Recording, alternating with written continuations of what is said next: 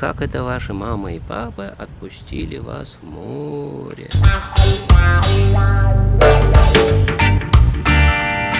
И у каждой будки своя лестница.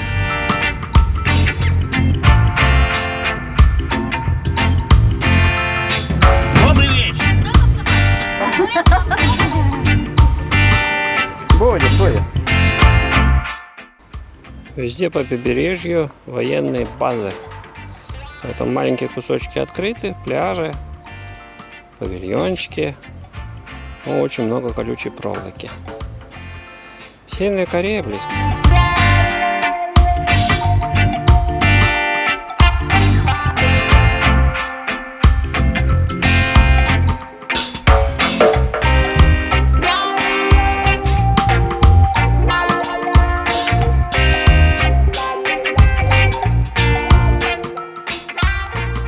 Бедные собаки.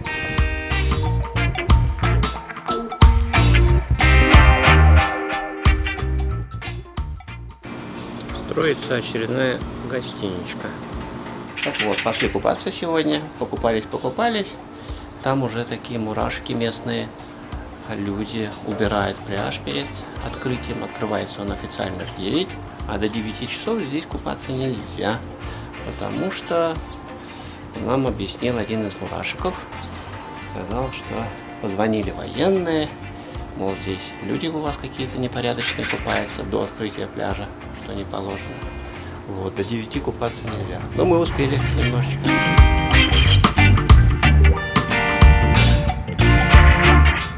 Остров Чукто называется, куда я забрался. Достаточно высоко, то есть надо было снизу забраться прямо вот сюда своими ножками. В Яньяне все лестницы очень спортивные, точнее полезные для здоровья. И у каждой будки своя лестница. Сам остров, скала такая в море, достаточно высокий. И еще вот на эту башню, где я нахожусь, тоже надо своими ножками подниматься. Поэтому я такой потный. Ну, он, собственно, уже не остров. Засыпали перемычку, которая соединяла его с землей. Вот. И теперь это полуостров. Но, тем не менее, до сих пор называется Чукто. Чук – это бамбук, то это остров. Внизу скалы. Я и до этих скал добрался. Сейчас вам покажу. Вот там вот скалы находятся. Красивые достаточно. Скала Веер. Скала Отшельника. Здесь пляж очередной. Ну, видите, зонтики уже готовы. Открывается все в 9 часов на этом побережье из-за военных.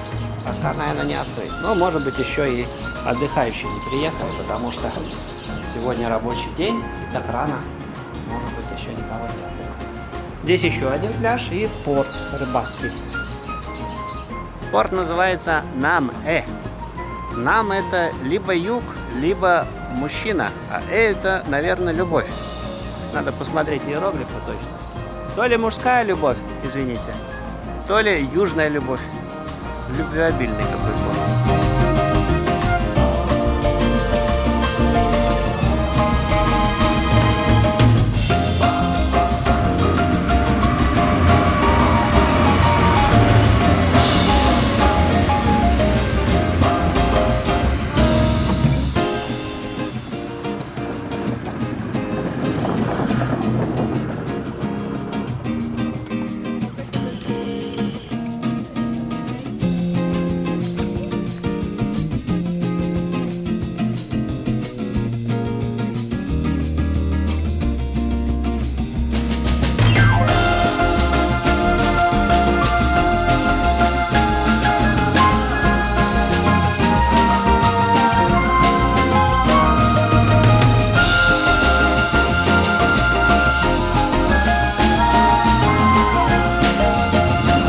Музей времени.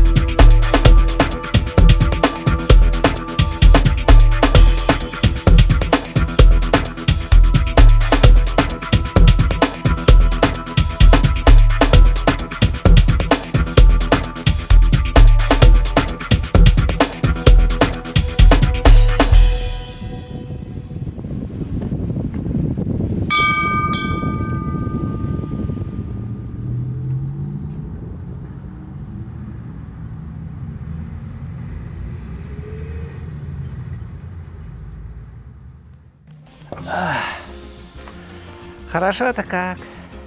Лепота. У меня такое чувство, что весь этот Минбак в нашем распоряжении. Никого нет.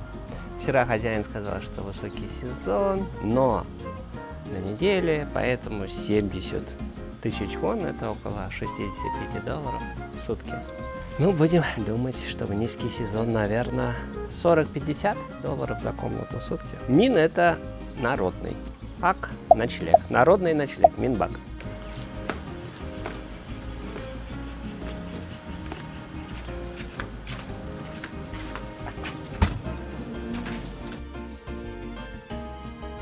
Вот у нас нету кухни, но у нас есть кухня общественная. Вот она вот так выглядит. Ей могут пользоваться все жители этого Минбака. Кухня общая. Туалеты, правда, свои.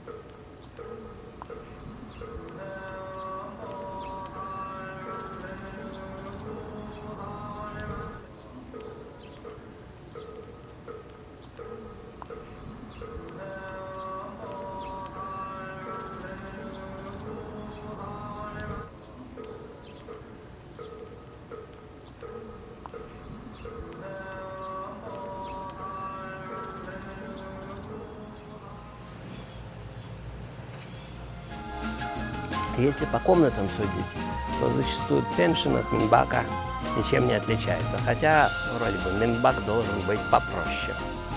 Но у нас очень простой Минбак, правда, новый достаточно, поэтому чистенький. Пеншен, ну, собственно, коттедж. Пеншен, слово-то не корейское, в отличие от Минбака. Если честно, большой разницы я не вижу. Минбак, пеншен. Ну, немножечко бывают вычурные эти пеншены. Минбак вычурным не бывает по определению, а пеншен бывает похож на Минбак, либо круче. Поэтому с пеншеном как повезет, или что вы выберете. Вообще, Корея страна чистая, люди здесь чистоплотные, поэтому, как правило, и пеншены, и Минбаки достаточно чистые. Еще одно отличие. Пеншены бывают в корейском стиле, то есть вы спите на полу, а бывают и с кроватями. 95%, наверное, этих пеншенов кровать будет двухспальная. Если вас приехало больше народу, вам предоставят одеяло, чтобы вы спали на полу. То есть кому повезло, тот на кровати спит, кому не повезло, на полу. Некоторым на полу нравится спать, мне не очень. А в Минбаке, пожалуй, кроватей вы не встретите. Видите, такая зыбкая граница. В пеншене иногда бывает кровати, иногда нет. Пеншен может быть очень дорогой, если он крутой. Еще меньше, пожалуй, отличий между пеншеном и мотелем. Мотель – это для автотуристов в оригинале. Но на Дальнем Востоке, в Корее в частности, ну и в Японии тоже, зачастую мотели для сладких парочек. Кстати, поэтому еще и в пеншенах, и в мотелях именно двухспальные кровати стоят. А так, чтобы две кровати, редко вы встретите. Но бывает в последнее время все больше и больше корейцев спят на кроватях. Это раз. И два, все чаще путешествуют семьями, и мотели используются по назначению, так сказать, оригинального. То есть в них спят семьи. Поэтому некоторые мотели уже ставят одну кровать двухспальную, одну кровать односпальную. В прошлый раз мы путешествовали, и в пеншене также было. Я бы сказал, на самом деле, что пеншен и мотель в корейских реалиях это примерно одно и то же. Нравится вам крутое слово пеншен, называете пеншен. Нравится вам крутое слово мотель, называете мотель. Ну, в мотелях как раз, как правило, кровать есть, как правило, двухспальная. В пеншенах как повезет. Вот он стоит, наверное, между Минбаком и мотелем посередине, этот самый пеншен. Отель. Ну, в принципе, и в пятизвездочных отелях вы можете найти номер в корейском стиле. Он будет стоить как пятизвездочный, никаких скидок не будет. Может быть, даже дороже, чем обычный. Это для пожилых корейцев, которые привыкли спать на полу, но привыкли спать в пятизвездочных отелях. Минбак, пеншен, отель, мотель. Кондо, от слова кондоминиум. На курортах вы очень часто их встретите, и на таких вот курортах пляжные, и на горнолыжных курортах. Это обычно большое здание достаточно, то есть номеров там много, в отличие от пеншена, ну, по сути, это коттедж, да. Минбак тоже, по сути, это дом один, сельские жители его сдали. В кондо, в отличие от отелей, как правило, есть кухня. Кстати, в Минбаках и пеншенах, и в мотелях очень часто бывает кухня.